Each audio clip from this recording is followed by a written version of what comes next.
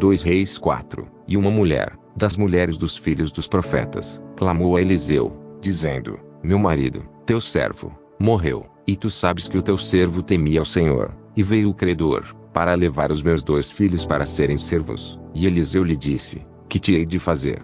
Dize-me que é o que tens em casa.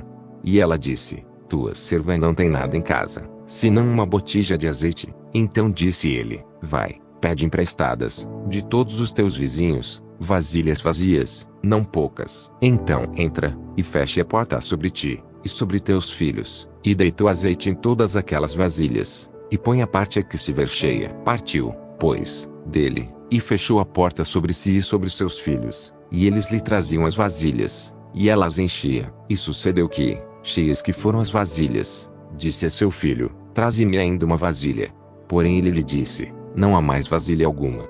Então o azeite parou.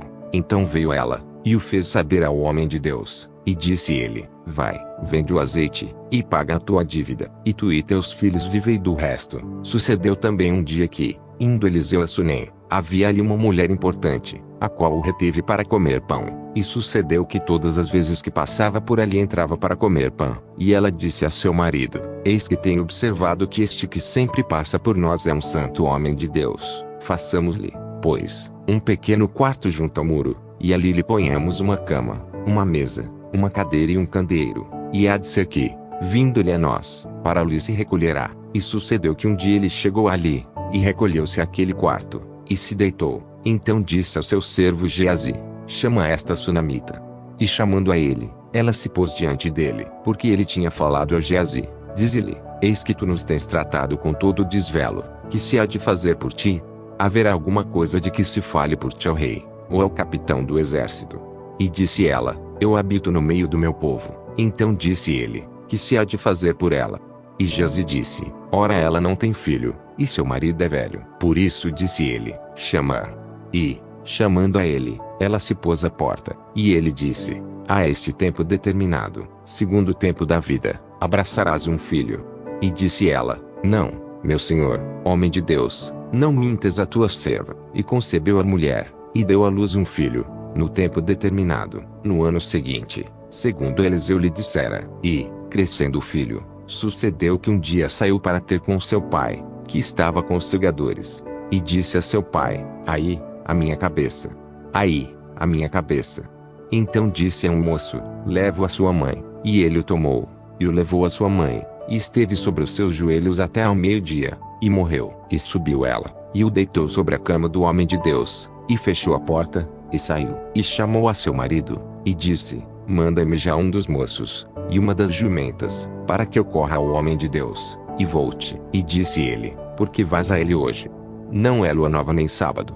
E ela disse: Tudo vai bem. Então albardou a jumenta, e disse ao seu servo: Guia e anda, e não te detenhas no caminhar, senão quando eu te disser. Partiu ela, pois, e foi ao homem de Deus, ao monte Carmelo. E sucedeu que, vendo ao homem de Deus de longe, disse a Geazi, seu servo: Eis aí a sunamita. Agora, pois, corre-lhe ao encontro e dize-lhe: Vai bem contigo?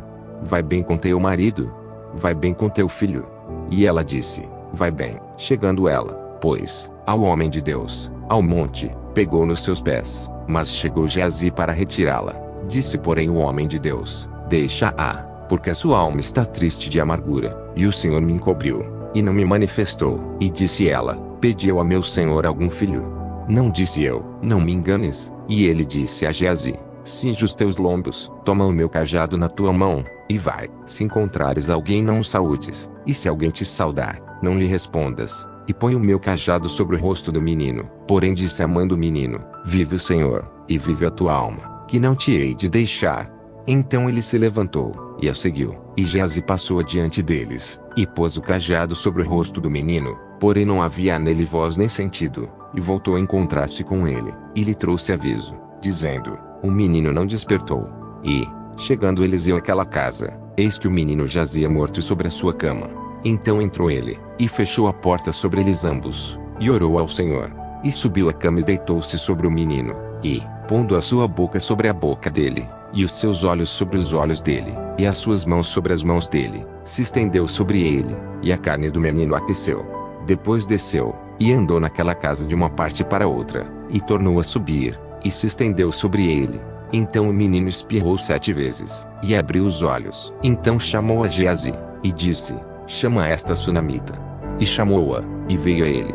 E disse ele: toma o teu filho. E entrou ela, e se prostrou a seus pés, e se inclinou à terra, e tomou seu filho e saiu. E, voltando Eliseu a Gilgal, havia fome naquela terra, e os filhos dos profetas estavam assentados na sua presença. E disse ao seu servo: põe a panela grande ao fogo, e faz um caldo de ervas para os filhos dos profetas. Então um deles saiu ao campo a apanhar ervas, e achou uma parra brava, e colheu dela enchendo a sua capa de colossíntidas, e veio, e as cortou na panela do caldo, porque não as conheciam.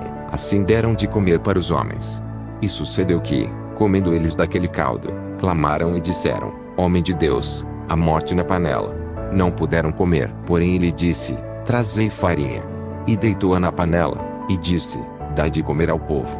E já não havia mal nenhum na panela. E um homem veio de Baal-salisa, e trouxe ao homem de Deus pães das primícias, 20 pães de cevada, e espigas verdes na sua palha, e disse: dá ao povo, para que coma. Porém seu servo disse: como hei de pôr isto diante de 100 homens? E disse ele: dá ao povo, para que coma, porque assim diz o Senhor: comerão, e sobejará. Então lhes pôs diante, e comeram e ainda sobrou, conforme a palavra do Senhor.